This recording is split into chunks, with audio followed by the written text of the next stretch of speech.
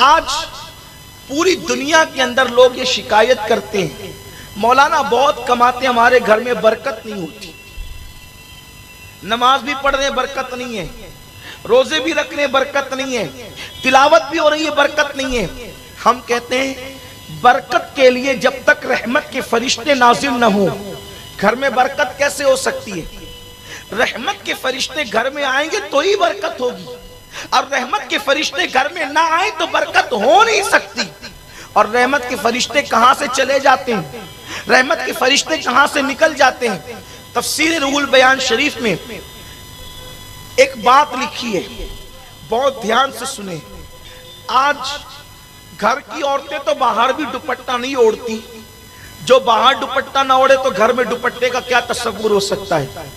حالانکہ تقویٰ یہ ہے کہ عورت اگر اکیلی ہو، کوئی نہ ہو، تو بھی کم سے کم وہ اپنے سر کے بالوں کو چھپا کر کے رکھے، کیونکہ جب کوئی نہیں ہوتا ہے تو فرشتے اس کے ساتھ ہوتے ہیں، تو فرشتوں کے احترام میں وہ کم سے کم اپنے سر کے بالوں کو چھپا کر کے رکھے۔ یہ عورت کے لیے حیا ہے، اور عورت اگر بے حیا ہو جائے تو پھر سماج سے حیا ہی ختم ہو جائے گی۔ لوگ کہتے ہیں کہ یہ مسلمانوں کو کیا ہو گیا، یہ عورتوں کو بہت مقید کرنا چاہتے ہیں۔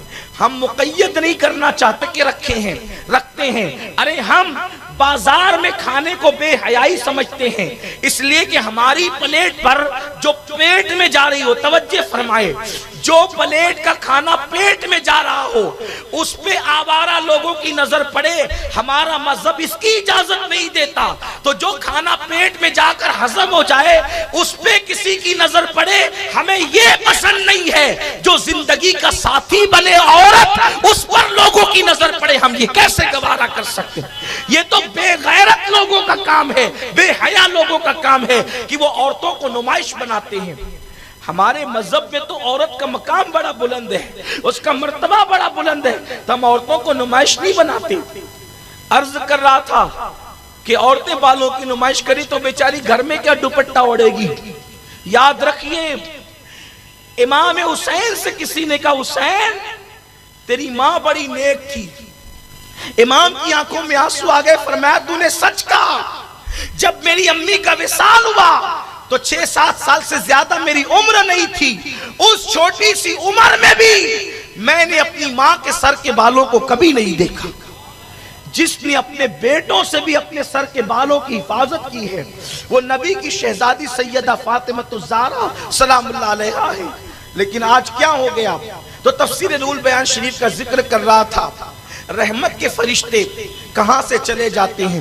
جب حضرت ابراہیم علیہ السلام کو آگ میں ڈالنے کے لیے نمرود نے علاوہ تیار کیا اور آگ جلائی، بہت بڑی آگ جلائی، اتنی بڑی آگ جلائی کہ وہ آگ جو ہے اس کا علاوہ جو اس کا حوض تھا وہ تقریباً 80 گز بتایا جاتا ہے، اور ہر بندہ اس میں لا کر کے لکڑیاں، کوئلے اور ایندھن ڈالتا، حتیٰ کہ عورتیں منتیں مانتی کہ میرے بچے کو شفا ملے گی تو چرخہ کاٹ کر جتنی رقم آئے گی وہ سب ابراہیم کو جلانے کے لیے میں خرچ کروں گی۔ اتنی شدت پیدا کی گئی تھی ابراہیم علیہ السلام کے خلاف۔ حضرت ابراہیم علیہ السلام کے لیے جب کئی دنوں تک کے آگ بڑھتی چلی گئی تو پھر ابراہیم علیہ السلام کو اب آگ میں ڈالا کیسے جائے گا، یہ ایک عجیب مسئلہ تھا ان کے لیے۔ تو شیطان نے آ کر انسانوں کو منجنیق بنانا سکھایا، گوفن جس کو کہتے ہیں منجنیق، وہ بنانا سکھایا۔ اور جب وہ لوگوں نے منجنیق تیار کر دی تو تیار کرنے کے بعد منجنیق اور گوفن آپ سمجھتے ہیں نا کہ رسی کھینچی جاتی ہے اور کھینچ کر کے چھوڑ دی جاتی ہے، تو جو پتھر رکھا ہوتا ہے اس پر جا کر کے لگتی ہے اور وہ بہت دور تک کئی میلوں تک کے پتھر جاتا ہے۔ تو پتھر کی جگہ حضرت ابراہیم علیہ السلام کو بٹھایا گیا اور رسی کھینچی گئی تاکہ حضرت ابراہیم علیہ السلام کو آگ میں ڈالا جا سکے۔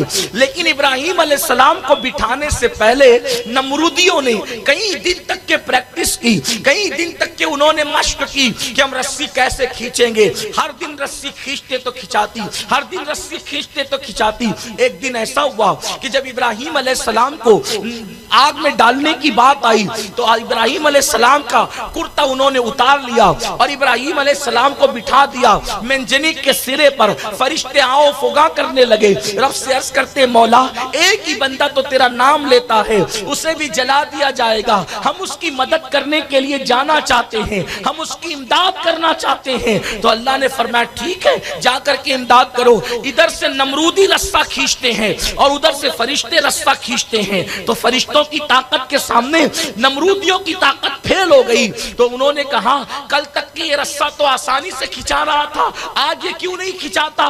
तो उस वक्त तो शैतान एक बुढ़े की शक्ल में आया और आने के बाद कहा कि ये रस्सा अभी खिंचा जाएगा, ये रस्सा अभी खिंचेगा। एक चंद औरतों को बुलाओ।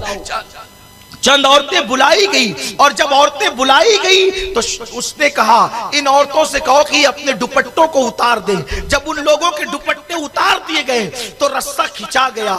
लोगों ने पूछा हैरत है अब तक की रस्सा नहीं खिंचा रहा था, औरतों ने आकर के दुपट्टा क्या हटाया कि रस्सा खिंचा गया। तो उस वक्त शैतान ने जो बात बताई वो ये थी कि जो तुम इस तरफ से रस्सा खींच रहे थे उधर से रहमत के फरिश्ते रस्सा खींच रहे थे, लेकिन जैसे ही औरतों ने अपने सर को नंगा कर दिया, जहां औरतें अपने सरों को नंगा कर देती है वहां से रहमत के फरिश्ते चले जाते हैं।